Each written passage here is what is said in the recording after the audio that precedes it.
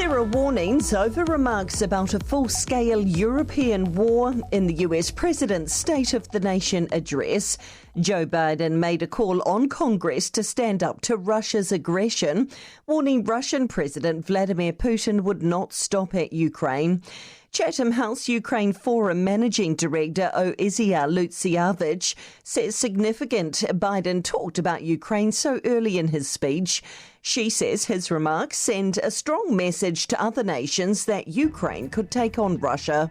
There's concern the government's cancer targets neglect issues early on in the chain. It's aiming to have 90% of patients receiving cancer management within 31 days of a decision to treat. Auckland University cancer epidemiologist Mark Elwood says hospitals should be prompt in providing treatment, but he says the bigger problem is the time it takes to access primary care, tests and specialist referrals. There are considerable delays before the point where a patient gets a diagnosis and a decision to treat. A levy on digital advertisers could be used to fix the current problems facing news media. Better Public Media Trust says it could be applied on a broad basis, and the model makes media funding entirely independent of government. The trust says the most recent ASA report shows the current spend on digital advertising is around $1.8 billion.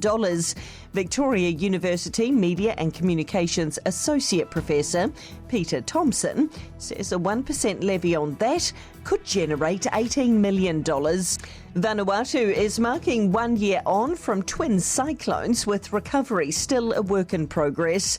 The Category 4 cyclones Judy and Kevin struck the country last March, impacting 80% of the population, putting them in a national state of emergency for 6 months.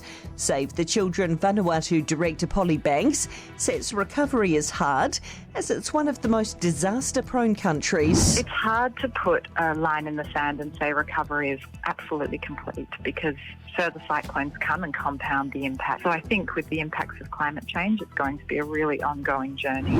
The New Zealand Film Commission's investing $800,000 in the $3 million feature film on Dame Jacinda Ardern. The former Prime Minister has not endorsed the project. That's said to have significant international interest and investment. Claudia O'Neill reports. The Herald reports some industry sources are wondering if the project is better suited for a smaller screen. But the Commission's confident the high-scale production will be a commercial success. The funding decision comes as up to 21 staff are consulting over possible job cuts as the Film Commission undergoes a restructure.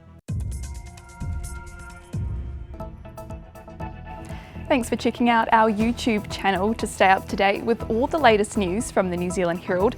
Click the subscribe button below or check out one of the videos here, and head over to nzherald.co.nz for more details on these stories and more.